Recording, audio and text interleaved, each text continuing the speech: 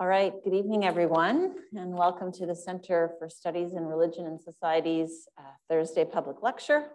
My name is Kathy Chan, and I am the acting director of the CSRS for 2022-23. I'd like to open tonight's lecture by acknowledging and respecting the Lekwungen peoples on whose traditional territory the university stands, and the Songhees, Esquimalt, and Wasanich peoples who have continuing historical relationships with these lands.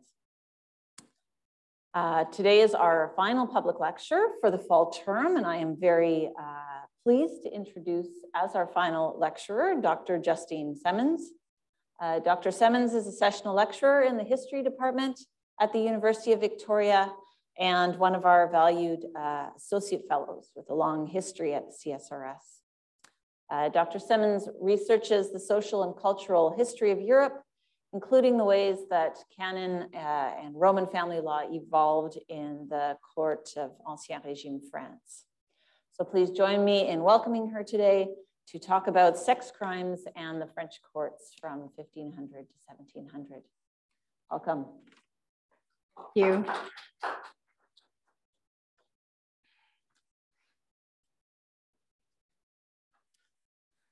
On a crisp fall day, in Paris in late September of 1582, royal sergeants escorted a young clerk named Claude Thouars on a wooden cart from the Conciergerie, prisons across the River Seine, to the Place de Grève for his execution.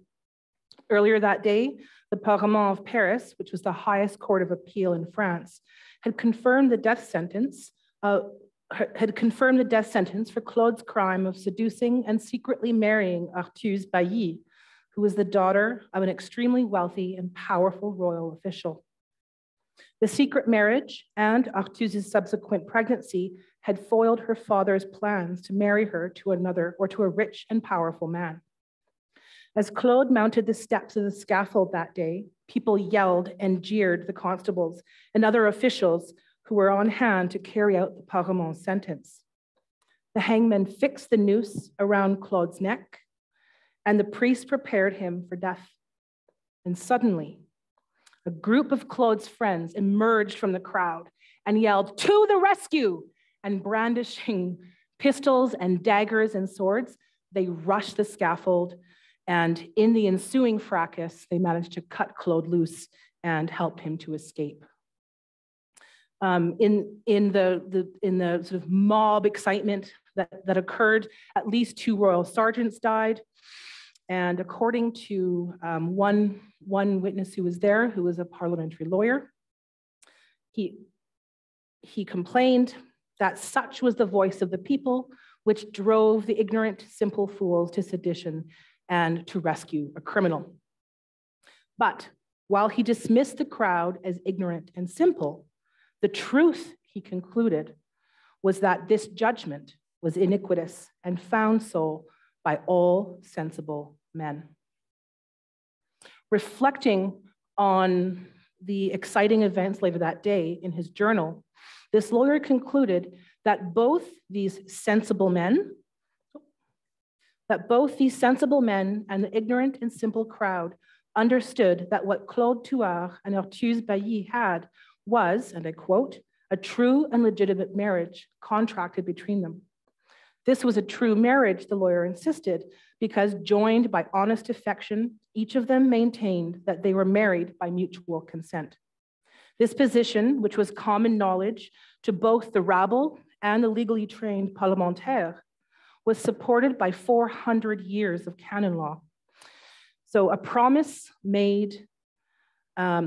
freely exchanged in mutual affection and mutual consent according to canon law, followed by consummation, created a binding and indissoluble marriage that no unhappy parent had the right to dissolve. So even though Arthuze Bailly's father was outrageously angry about her marrying essentially his servant, according to canon law, this was rightfully a legal marriage. The thing is that there was a tension. Shortly before this dramatic rescue, the Kingdom of France had passed a new law into ordinance known as the Ordonnance à Blois.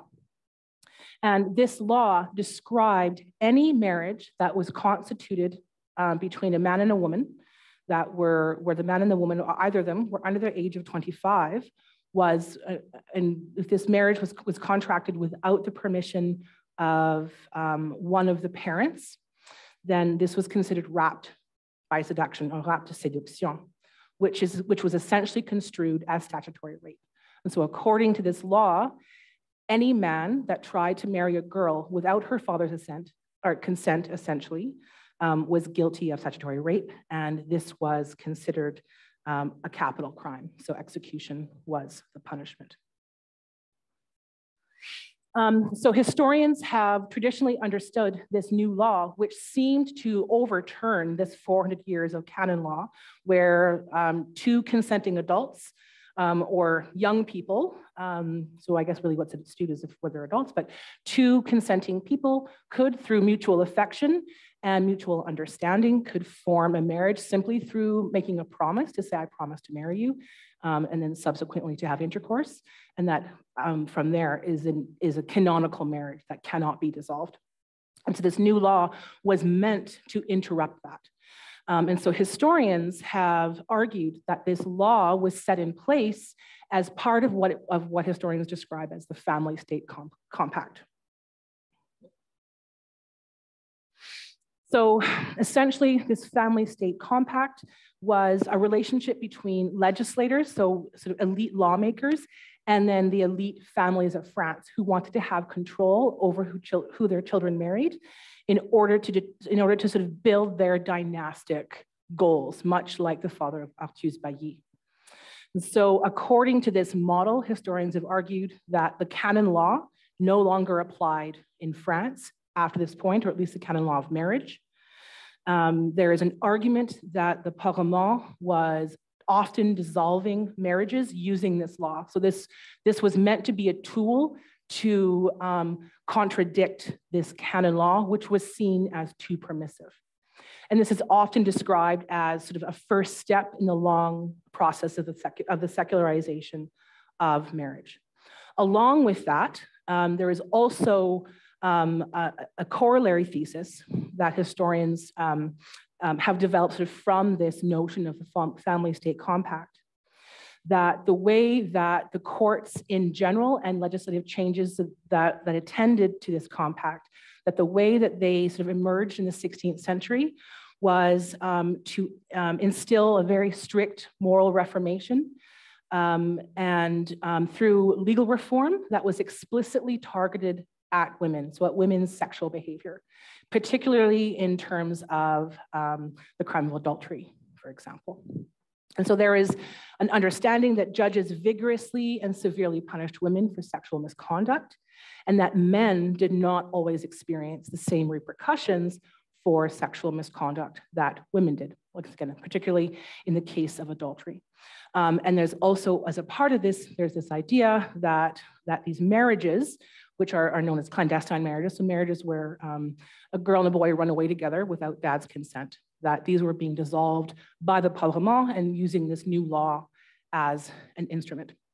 So before I sort of go into what I found when I was at the archives, which I realize I'm sort of bearing the lead, but which essentially sort of interrupts or challenges this initial thesis, I should just give you a little bit of background about what the Parlement was. So I have a map of France here. So the Parlement of Paris was one of the first, or actually really the first appeal court that functioned on a daily level certainly in France, but also in Western Europe more generally. And the way that it functioned within the justice system was that at any of the other royal courts within the area that's marked pink on my map, which is the jurisdiction of the Parlement, anyone who was found guilty of a serious crime meriting physical punishment, very serious fines, or of course death being the worst punishment, had automatic right of appeal. And so because rapte by seduction, or rapte de séduction, is a capital crime, then this means that people who were being, mainly men, who were being found guilty or prosecuted and found guilty of this crime throughout the kingdom had a chance, an automatic chance, to come and appeal their conviction. All other serious crimes are also being funneled through the Parlement. So the records of the Parlement offer a really, really beautiful sort of set of judicial decisions. And it really gives us a lot of information about what the priorities of the judges were, of the state more generally, and also gives us a glimpse into how the plaintiffs and defendants who would plead their case before the judges, what their attitudes were, what their priorities were, and how they thought, most importantly, how they thought they should actually conduct themselves before the judges. So it's a wonderful organization or institution to study in order to understand the social and cultural history of France. So this family compact thesis, which argues that the French state, and with the Parlement as a tool, was trying to interrupt these marriages and essentially casting them all as a form of statutory rape. Most of the results of this, or the source of this thesis, comes from examinations of a set of sources known as the recueil, which were essentially printed compilations of judicial decisions. They're really important to give us an idea of what some of the major judgments were over time, but they tend to focus on elite litigants, so people who were in a very small, rarefied group of people at the very highest echelons of society, so the very rich and the very powerful. We don't see the vast majority of judgments in them. And they also tend to focus on the judgments that were the most exceptional, because these were used as teaching tools for further generations of lawyers and judges. And so in order to get a really good understanding of what was actually happening at the Parlement, which was this very important institution for France, we actually have to go to the archives. And not a lot of historians have spent time in the archives looking at these records, in part because there's a sort of a reputation for them being sort of difficult to access. And so I undertook a study of looking through the appeal hearing records. So when people came before the court, they would sort of plead their case. And so there are highlights, essentially, from those hearings, and then also the prison records. And so this gives us an idea of everyone who is being processed through the court. And what we find is that the number of people coming through were voluminous. And that in reality, the way that the court was functioning was actually very different from the way that this law and that all of these laws seemed intended to function. So the Parlement was acting sort of independently from the letter of the law. And so the question is why and how. So just to give a bit of an overview, I looked at about 8,000 appeals for crimes across the whole variety of crimes. And out of that, about 10% or 900 were what we would call sex crimes. So these would include rapt, so this seduction, rape, adultery, fornication, bigamy. And so these are all in the course of the 16th century have been criminalized. And so originally, many of them actually had originally belonged in the auspices of the French ecclesiastical court system. But in the 16th century, they're all being criminalized and then coming through the Parlement as a result. So one of the most important findings then is that this family state compact thesis does not work once we actually examine what was actually happening in the courts. And so not just highlighting those recueils or those printed records, which were exceptional. So first of all, this new law, the Ordonnance de Blois, meant to use this legal notion of rapt by seduction. It's meant to dissolve marriages. It's meant to stop them because parental consent is required. And in fact, the law goes into further detail and explains that even with the after the fact consent by the parents, even that is not always good enough. What we find, though, looking at the archives, is that in fact about 65% of rapt appeals, or 2/3, actually resulted in marriage. So the law is not functioning the way that it was written. The judges are using it in a different way, and so in fact are the appellants, the people who were actually using it in their lives. What we find also is even though this law was indeed crafted to mainly establish a way for elite families to manage unwanted marriages, in reality, most of the people who were making use of this law were actually artisan, so artisan class. So people who, this is really anachronistic, but people who would belong to what we would consider the middle class. So not terribly important people, so non-elite people. Not the people who are the target of the law, and certainly not the people that were that have been the subject of much of the historical inquiry about the use of this law. And then finally, we find that canon law, which was supposedly has been thrown out the window, was clearly and frequently invoked in the way that these judges were actually applying their judgments in these individual wrapped appeals. And so what we're finding, or what I found, is that essentially the families were actually using this law as a means to try to enforce, in fact, secret marriages, rather than using it as a tool to try to break them up. So why? What's going on? One of the problems is that, so a problem of clandestine marriage is like a problem of any sort of, you imagine any sort of breakup situation. You have a man and a woman who might share a promise with each other. Perhaps the man might make promises he doesn't really intend to keep in order to have intercourse with a girl. And then lo and behold, a few months later, she discovers that she's pregnant.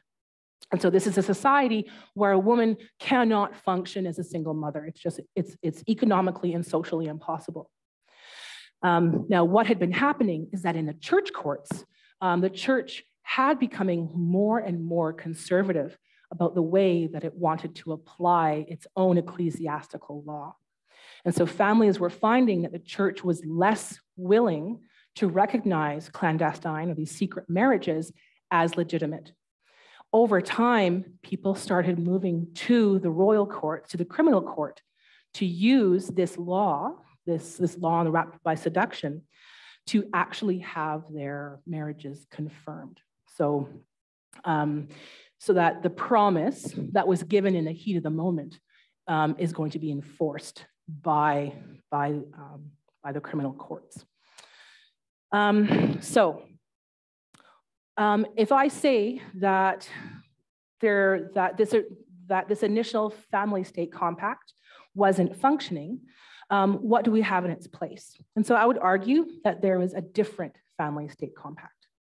And just to sort of situate us, and then I'll disentangle this a little bit, a way of kind of appreciating this different family-state compact is a bit of a reimagination of what that relationship between the subjects and the royal authorities or the king ought to be. So if the initial family-state compact is essentially arguing that this is a relationship between elites and the authorities who were represented by the king, what I'm arguing is that actually there's a much broader group within French society who have to be brought in to that family-state compact. And one of the roots of this is actually a very well-known political philosopher known as Jean Baudin, who describes the Republic, so a group of the state, the collection of people living in French society, is a lawful government of many families which are ruled in common with the sovereign power of the king. The king commands his subjects, the magistrate his citizens, the father his children. All are commanded under the sovereign power of God, our Father. So, okay, unless you're a political scientist, that might not make a lot of sense. What does it mean for us? Okay, so for this different family-state compact. Number one, France is indivisible from the king's sovereignty. So no king, no France. So the king is at the very top. Actually, God is at the top, but the king is just beneath. France is composed of families. So that's what France is made of, is the stuff of France is families. The families of France rely on the king's sovereignty, which is indivisible, for the good order of society. So there is utter chaos if we don't have a king. At the same time, the king's sovereignty relies on the good order of the families of France. What does this mean? Essentially, no order, no sovereignty, no France. So it's the job of the courts then to manage the huge organism that is the society of France and all of those families who are coming through the courts, which means that their judgments are going to be mediated by this philosophy. So the main job of judges was to maintain the good order of society. And there's two ways that they can do that if we're thinking about families. So you can think about the integrity of lineage. So your family name, the honor of your family, your dynasty. This is mainly going to be concern of the more elite families who are interested in building a long heritage and who have vast amounts of property. There's also the question of the integrity of the household. And this applies mainly to those middling groups of people. So the artisans, your bakers, your butchers, your candlestick makers, right? Just to borrow from that cliche. And the integrity of their households helps to save the integrity of the entire kingdom. If those households fall apart, the entire house of cards does. And so, for example, if you are creating, if through a system of laws, you're creating a generation of single mothers who are living in poverty and also living in shame, this does not help household integrity. If your rulings on adultery, for example, are encouraging couples to separate and you're breaking families apart or households apart, that does not necessarily help the maintaining that good order, sort of keeping everything tight and together. And so the way that the judges understood how their justice will maintain the good order, and whether or not they're going to really think more about lineage or more about household is based on questions of status. So if this is a woman, is she married? Is she single? Is she a widow? What is her family like? Does she come from an honorable family? Is she a servant? Is she a prostitute? And all of those factors are going to influence the way that the courts respond. And so a part of status in this society is also what we would call class, not in the classic Marxist sense, but in a sense of what people's sort of economic status was in the society. And then finally, gender. Is this person a man or a woman? Is this person a man of great status or a man of lower status? Is he having sexual interactions with a woman of higher or lower status, and vice versa? And all of those consolidating factors became important to the judges for the way that they understood justice. So all of that preamble, I'm going to give you some examples. So one way to think about this is that the way that the law is being applied is that there is an official use of legal statute. So that is taking this ordonnance de loi that is meant to dissolve unwanted marriages, mainly of rich girls who want to marry boys that their fathers are not approving of. And then there's the unofficial use, which is an innovative use of the law where families will have a daughter who, because she was promised that she was entering into a marriage, she agreed to have sexual intercourse with a boy. He skips town, she's pregnant. Now there's a big problem. This is sort of the unofficial use of legal statute. And this, for me at least, is where it gets really, really interesting. This comes down to an interpretation of the law. So they're not making up new laws, but the judges are able to interpret the law, and they're interpreting it according to those standards that I just went through. So one of the things that I've discovered then that helps to overturn this earlier notion that canon law no longer held account in the context of marriage and the legal understanding of marriage is that, of course, we see canon law clearly and frequently being invoked. And so just a reminder that the way we started this was this discussion that a real marriage is a promise that is made in mutual affection. So they both are friends. They both care about each other, and mutual consent. They both agree no one is being forced, followed by consummation, so intercourse. And this created a binding and indissoluble marriage. This is within a Roman Catholic society. So marriage cannot be undone unless you need an annulment, but that's a different lecture. So an example of where families and the judges are sort of massaging how they're going to interpret the ordonnance de loi. And one of these unofficial uses. So according to this understanding that, if you make a promise, that's binding. So this example is, this is not actually them. This is just, I pulled this off of Wikipedia. But so Gilles Després and Marguerite Bribault. So they both belong, so they lived in a little village outside of Paris. And they both belonged to the same parish church, and I guess they knew each other quite well. And one day after sort of many glances after church, one day during Pentecost, Gilles approached Marguerite with a ring and proposed marriage to her, according to Marguerite. And a few weeks later, they met again after church, and this time he forced himself on her, according to Marguerite. So he raped her. And she became pregnant as a result. So when her father approached Gilles and said, it's time to make her an honest woman, Gilles essentially argued, no, she's easy. I didn't promise her anything. Everyone knows. And so the father took Gilles to court and accused him of rapt. So accused her of seducing her, which is interesting because, of course, there's force, and I'll get to that towards the end of the lecture.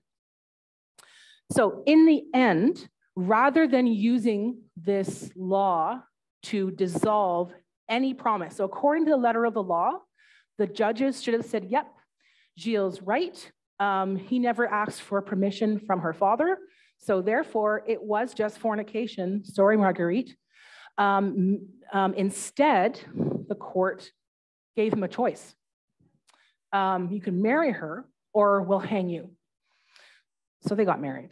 So this is a clear choice. And this is not even, and the thing is, so why would families be using the criminal courts rather than ecclesiastical courts, which is where they ought really to have been going with these questions, because marriage is a matter of religious law.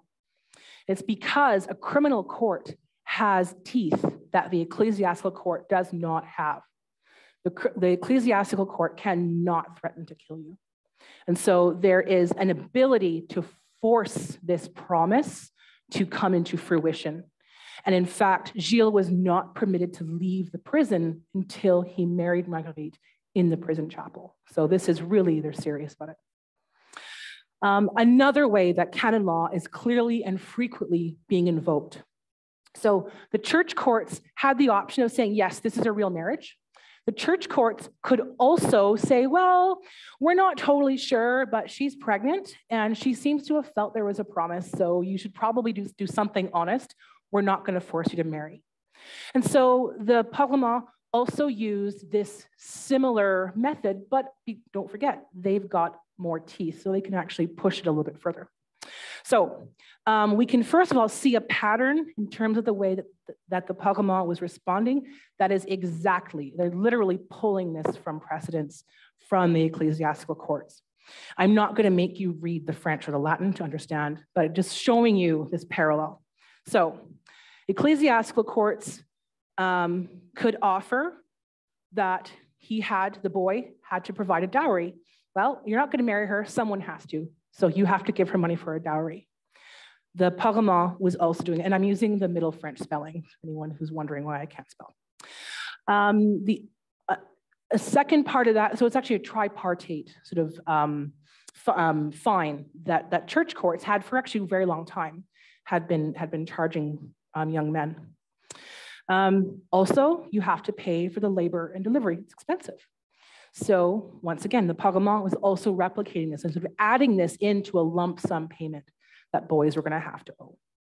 And finally, he has to recognize his paternity. Doesn't necessarily, according to ecclesiastical law, have to marry her, but he has to give her child his last name so the child can be baptized and the child can have a certain amount of rights in French society, not the same as if his or her parents were married, but certainly better than if he has no last name at all. And so those were also, I saw occurring in the courts. But because this is the Parlement, which can kill people if it wants, it is able to push it further and actually go further than even 16th and 17th century ecclesiastical courts were willing to go.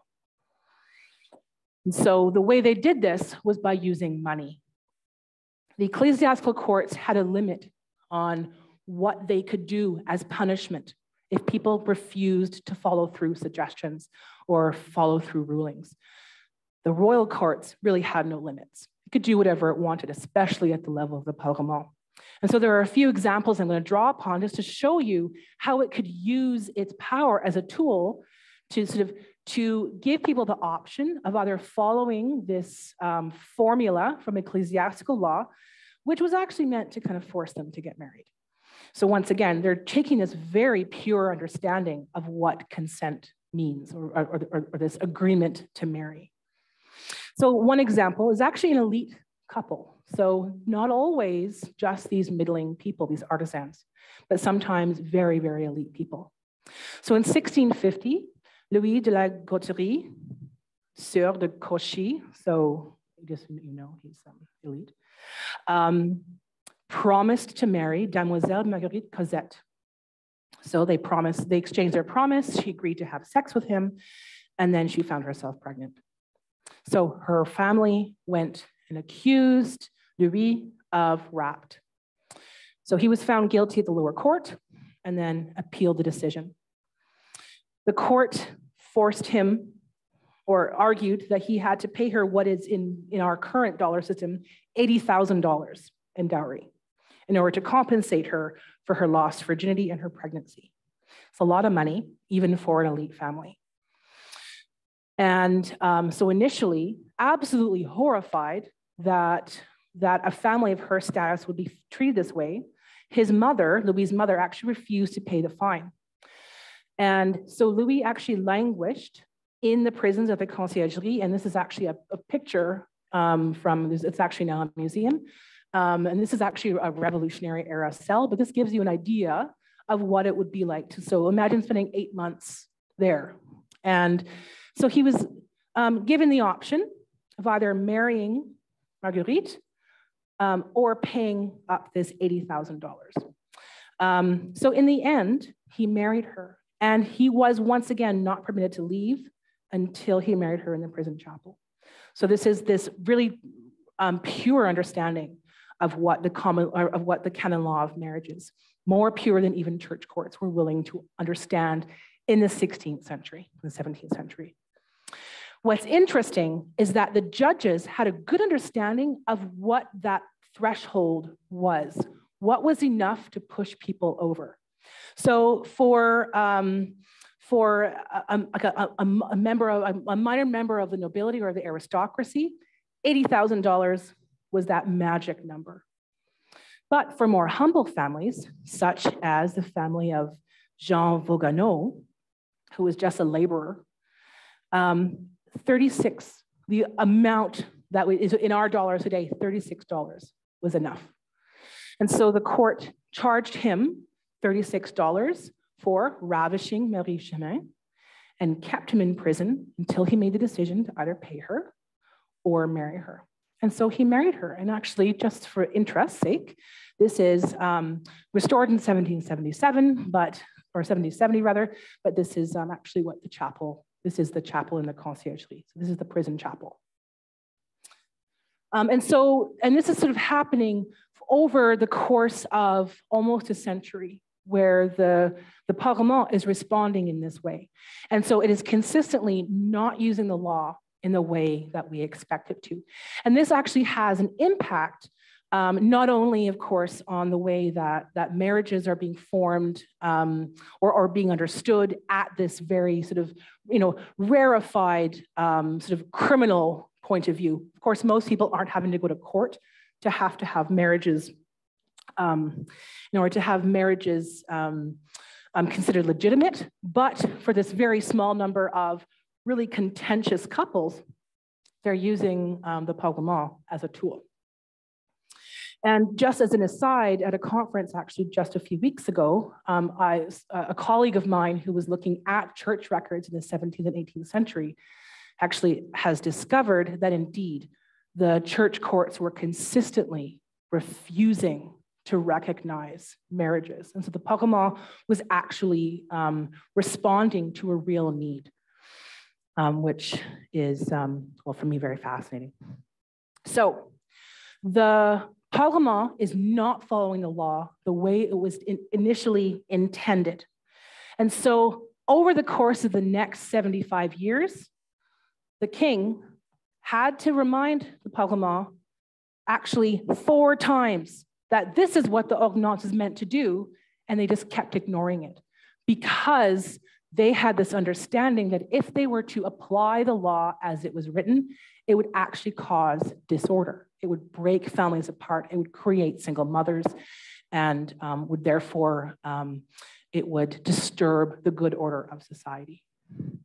So buried within all of this, within this sort of question of seduction, so where essentially where these girls who were promised marriage had intercourse and then are told by their fiancé, no, I don't remember making that promise to you. This is sort of understood as seduction, that he's telling lies, he's tricking her. And so therefore, she's not totally responsible for her decision-making. Even more importantly, and I'll just go to this, is that this is also a question of guardianship, especially male guardianship. Each of the girls who come before the courts to try to see a promise kept or enforced, all of them have either a father or another family member who are there supporting them. And so what seduction also does is it takes that matter of consent out of the woman's hands and actually places it in the authority of usually male family members. And so this is really in contrast or in tension with the ways that we often understand sexual consent. And in fact, there was also a tension in sexual consent or between sexual consent and seduction in the courts in the 16th and 17th century. The judges were much more easily convinced that a girl had been tricked into sex through seduction than having been forced through rape. And I don't have time to go into the very complicated reasons for that, but there were very real sort of results, some tangible results. So one example that I'm going to use is the example of adultery. So one of the legal changes that occurred in the beginning of the 16th century was that adultery was converted from an ecclesiastical or a religious crime to a criminal offense. So it became a temporal crime, something that the royal courts could enforce. And when this change happened, adultery shifted from an offense that men and women could, husbands and wives could commit against each other, to an offense that wives committed against their husbands. So husbands could not be found guilty of adultery, only women could. So only women technically could be found responsible. But within this framework of seduction, which really plays with questions of sexual consent, which plays with who has the authority to give consent.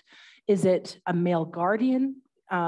If a woman is tricked, is she really technically consenting to a sexual encounter? This makes that relationship between physical consent and sort of theoretical consent much more complicated. And so the two examples I'm going to end with are two actually adultery cases that appear in the late 16th and the early 17th century. The first was, so Jacques Marchand was the husband of Françoise Charpentier, and Jacques had accused Françoise of committing adultery. Now, according to her testimony, which she provided to the court, this was, she admitted, yes, she'd had sex with this man, but it was a forced intercourse. And in fact, in her deposition, she says that he used a vile dagger. So he basically held a knife to her throat and forced himself to have sex with her. Because this was, the husband did not interpret this as a matter of seduction, and he didn't support her. Françoise was found guilty of adultery, and she didn't experience really fabulous punishment, but still she was considered a putain public, or a public whore. This is in contrast to another case where a husband, and we only have his last name was Bobineau, accused Jean Prévost, or actually didn't, well, accused him and then killed him, actually, of seducing his wife into adultery. So on the left here, we have Jacques Marchand, who's accusing his wife of adultery, and he is not interpreting this as seduction, in part possibly because there's physical violence, possibly. So Bobineau claimed that Jean seduced his wife with a glass of wine. And so she had sex with him, not her fault. When Bobineau learned that his wife had had wine and then sex with Jean, Bobineau ran over to his house and bludgeoned him to death. So this is actually technically a murder trial. And in his deposition, he yelled in the court, "You raped my wife." He interpreted this as rape because he interpreted this as seduction. So Jean used trickery in order to trick the wife into sex.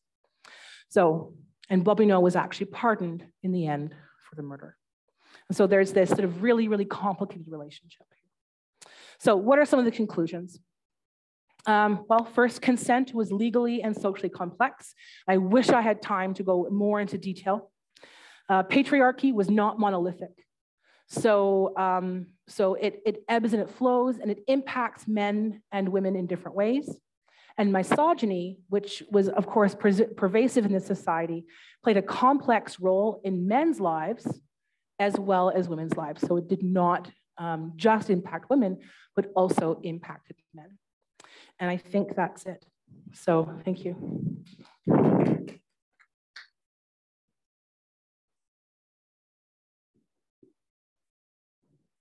Thank you, Justine. That was super interesting. And as a legal scholar myself, there's so much in there that is, sorry. No, it's for me. That is resonant with the way that scholars are approaching law today, kind of a socio-legal approach to how the law on the ground looks different very, very often from the law on paper. And I really like how you made that first move, from looking at saying, we can't just look at the decisions of the Parlement, we have to get into a deeper level. That's work that I've done myself in a different context.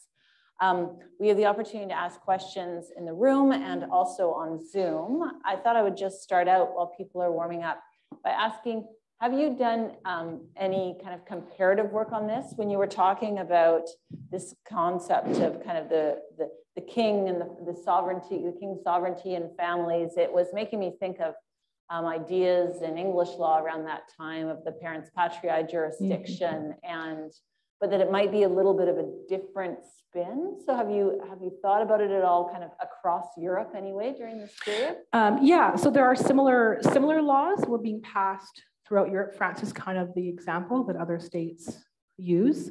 But what is different is really the relationship that ends up evolving between this question of seduction and ravishment becomes quite distinct. The way that the law is used as a sort of an instrument of the court sovereignty.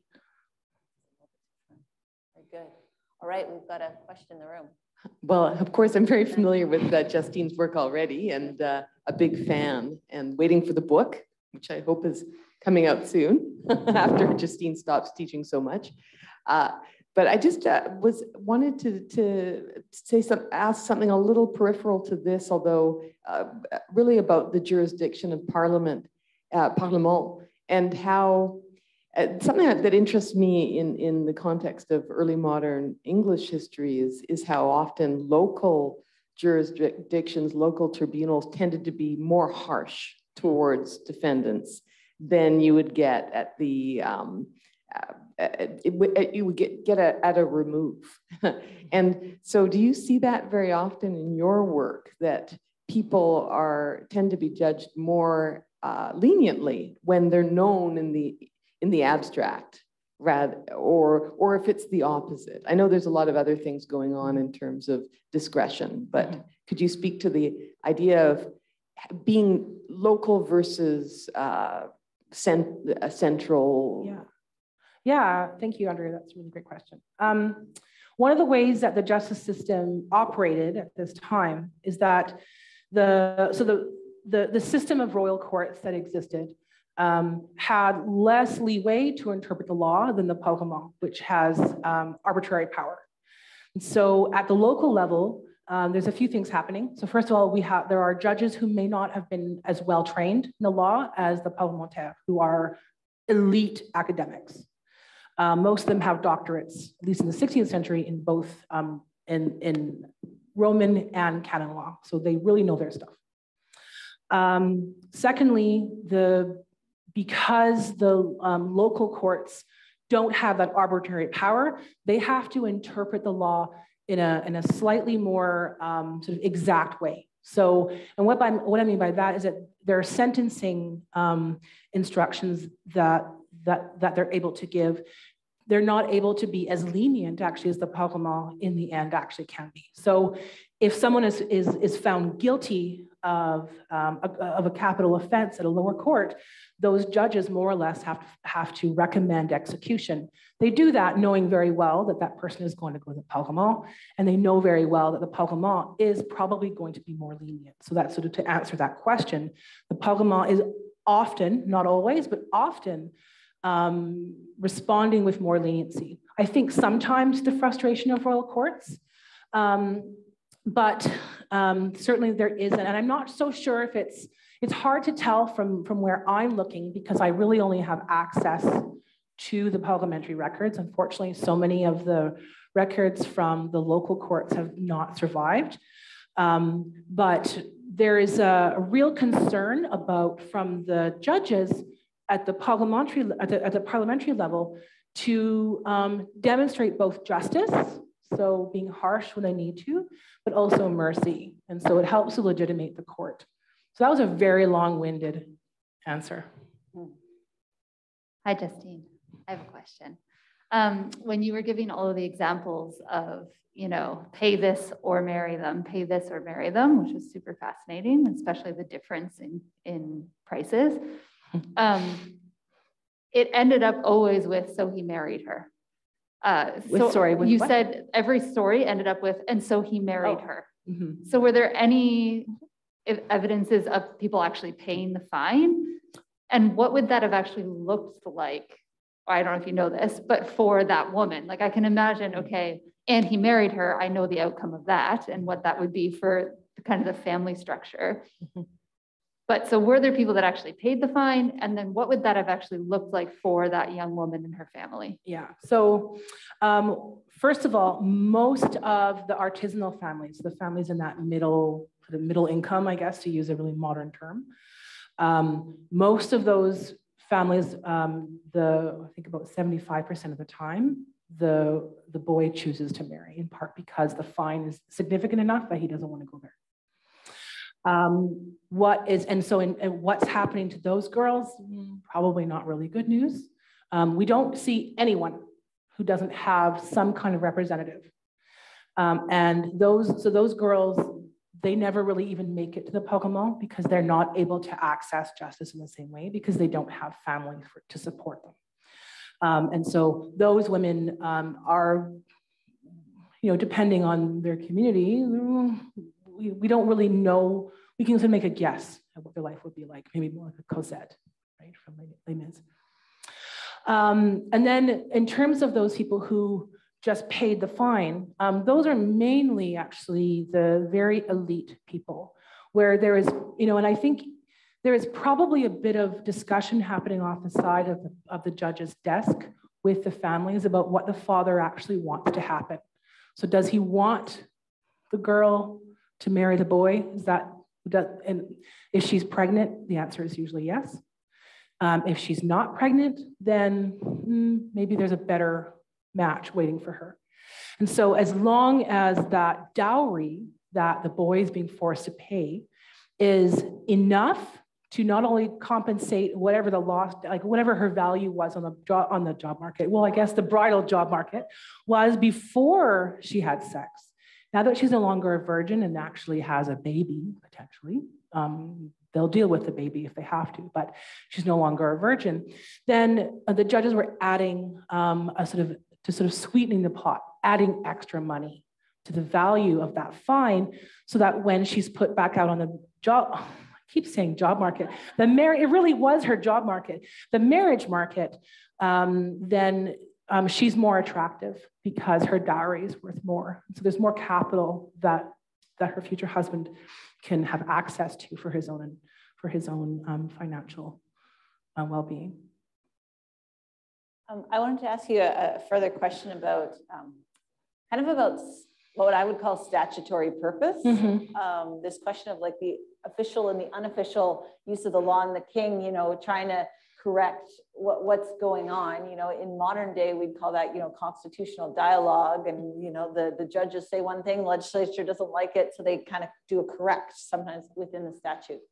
So I was interested that it seemed like the king was trying to do that and it wasn't working. Is that because, like, how is that work? What's the mechanism there? Well, how is the king speaking? Is it through actually changing the statute, or is it through a more informal channels? And then how are the judges ignoring them? Are they not speaking to the statutory purpose at all? Just kind of consistently ignoring it? Or what's going on there? So yes, they're consistently ignoring it. To answer part two of your question. Part one, the king there's a few options. The king can actually have a lit de justice where he actually shows up in the Parlement and he's now the chair. And so he can sort of run the show and can sort of try to give orders to the Parlement. The Parlement, because it's considered a sovereign court and an extension of his sovereignty, and this is kind of a funny trick, there's a limit to what the king can actually force them to do. And so they can sort of choose to ignore. They can also harangue the king. There are times when the Parlement could call him in and say, we've got a few things to tell you about what we think about this law, about these, not just this law, but other laws. So that's one mechanism. And another mechanism is actually through royal edict. So he's the king. This is an absolute system, so he can just pass laws. The Parlement has to confirm them. It's one trick. But, and so it can confirm them because it's happy to use them for those official purposes. But it can continue to use its arbitrary justice. And so if you were the king and said, why do you keep ignoring my laws? Then the Parlement would say, well, no, we're not ignoring them. We're using our arbitrary justice and we're interpreting the law as we understand it. And, oh, by the way, now we have 100 years of precedents that actually support what we're doing. So interesting. So many parallels with what's going on with the prerogative writs in England and stuff. Okay, got it. All right, there's a question online from Claire Carlin. We'll see if this works. Claire, go ahead. Okay, thanks. Thank you, Justine, for a really wonderful, masterful survey of a super complex area. of study. Could you say a bit more about why the church decides to move away from 400 years of canon law on this subject? Yeah, so I actually have my my doctoral committee is sort of being quietly reassembled. So it was really nice to hear your voice, Claire. So it's not, so one of the concerns, and so there is a long relationship and actually tug of war between the sort of the official purposes of marriage or of canon law of marriage in medieval France and some of the tensions actually in the French church, which this is a whole another hour to really unpack. And so there had been a long-standing tension between the way that French ecclesiastical justice wanted to respond to canon law, that it starts becoming more sort of aggressive about in the 16th century, in part because of the Reformation. There being this sort of a notion or an idea of people abusing promises or abusing the more permissive sort of understanding of canon law to try to get away with too much. And so the court is sort of tired of this sort of its sort of abuse of the law. So what it started doing was shifting from confirming promises where there was no evidence, so no written evidence, no witnesses to say, yes, I was there was a promise and that was fine, to actually using that financial formula where there's, okay, if there are no witnesses, there's no written proof, then there can be a financial compensation, but the church is not willing to recognize that a formal marriage had taken place. And I mean, this sort of goes back to the Reformation of canon law, going all the way back to the 13th century. So I don't really have time to go into that now, although happy to chat. But I don't know if that sort of helps to answer your question a little bit in 2 minutes. Do you think there's a political dimension? It's a super complex question, I know, but is there a political dimension to the reaction of the French church in particular? Sure, there is I think pressure that is being felt first of all by elite families.